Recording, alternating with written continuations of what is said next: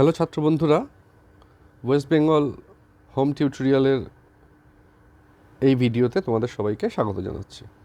আমাদের আজকে পড়ব আমরা mild the mist upon the hill by Emily Bronte. Emily Bronte একজন ইংরেজ কবি ছিলেন। তিনি একদিকে পোয়েট ছিলেন, আবার নভেলিস্ট ছিলেন। নভেলিস্ট মানে ঔপন্যাসিক। তার একমাত্র উপন্যাস ছিল উদারিং হাইটস, তার জন্যই তিনি সবচেয়ে বেশি স্মরণীয় হয়ে ছিলেন।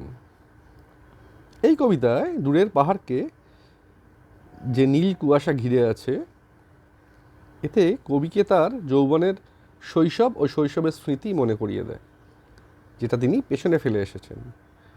তিনি এই প্রাকৃতিক দৃশ্য বর্ণনা দেওয়ার সাথে সাথে তিনি বর্তমান মুহূর্ত থেকে অতীতের দিকে এবং তারপর আবার বর্তমানের দিকে চলে যান।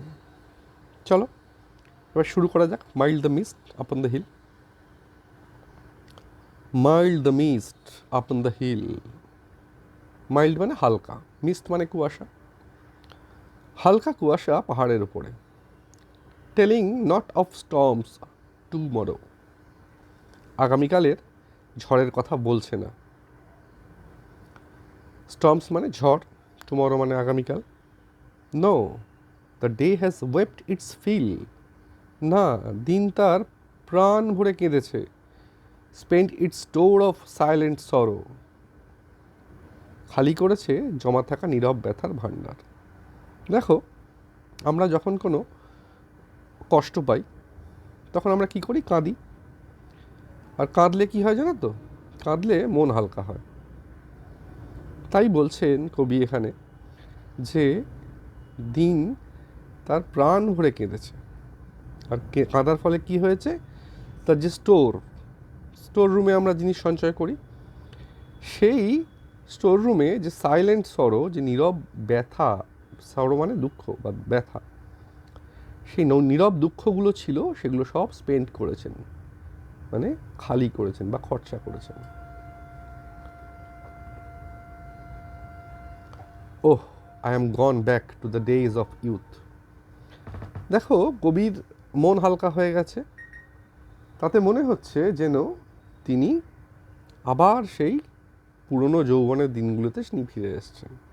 তিনি বলছেন, I am a child once more, আমি আর একবার শিশু হয়ে গেছি। যৌবনের দিনগুলোতে ফিরে এলে তো শিশু হয়েই যাবে মানুষ। And neath my father's sheltering roof and near the old hall door. নিথ actually এটা বিনিথ মানে নিচে। কোথায়?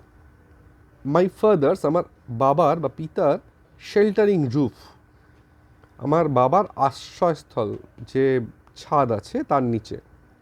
আশ্রয়স্থল বলতে এটা যেখানে বোঝানো হচ্ছে যে একটা মেয়ে বা যে কোনো সন্তান তার পিতার কাছে একদম পিতার ছত্রছায়া থাকে, তাকে কোনো কিছুই চিন্তা করতে হয় না।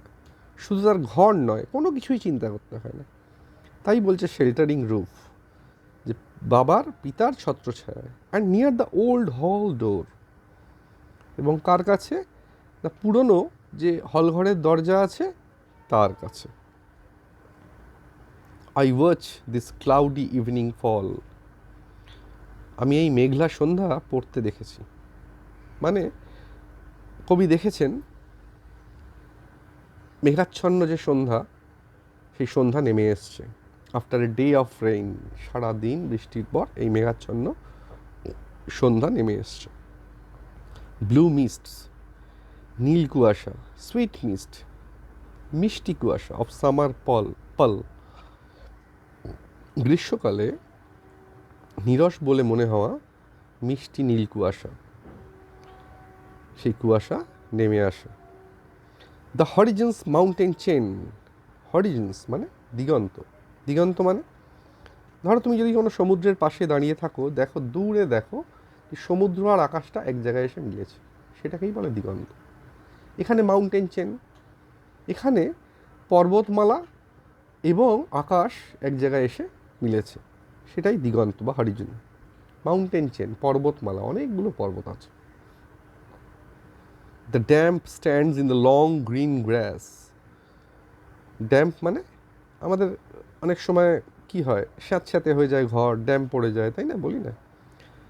সেই ড্যাম্পটা স্যাঁতস্যাঁতে দীর্ঘ লং গ্রিন গ্রাস, সবুজ ঘাসে দাঁড়িয়ে আছে, as thick as morning tears, ততটাই ঘন হয়ে, ঠিক মানে ঘন, যতটা সকালের কান্নার মতো। এখানে কিন্তু সকালের কান্না বলতে কি বোঝানো হয়েছে জানো? ডিউ বা শিশিরকে বোঝানো হয়েছে। কি হয়, আমাদের এখানে গরম, মানে আমাদের গরম দেশে, গরমের দেশে আমরা শীতকালে কি দেখি, সকালবেলায় ঘাসের ওপর শিশির জমে থাকে, যেন কেউ কেঁদে ঘাসের ওপর রেখে গেছে। কবি এখানে মর্নিং টিয়ার্স বলতে বুঝিয়েছেন যে ডিউ বা শিশিরকে। সেই শিশিরে ওই লং গ্রিন গ্রাস, লম্বা দীর্ঘ সবুজ ঘাস, সেগুলো ড্যাম্প পড়ে গেছে, স্যাঁতস্যাঁতে হয়ে গেছে। And dreamy cents of fragrance pass, আমরা সেন্ট মাখি, গন্ধ, সুন্দর গন্ধ বেরোবার জন্য, সুগন্ধ। ড্রিমি মানে স্বপ্নের মতো, স্বপ্নালু। সেই স্বপ্নের যে সুগন্ধি বা সুবাস, সেটা পাস, চলে যাচ্ছে। The breath of others years, অন্যান্য বছরের এই শ্বাস ধীরে ধীরে চলে যাচ্ছে। আশা করি বুঝতে পেরেছো সবাই। আজকের মতো ভিডিওটি এখানেই শেষ হলো। ভালো লাগলে তোমরা লাইক করো, শেয়ার করো এবং কমেন্ট করে জানিও কেমন লাগলো। আর বেল আইকন প্রেস করে সাবস্ক্রাইব করতে অবশ্যই ভুলবে না। ঠিক আছে, নেক্সট ভিডিও খুব শিগগিরই আসছে।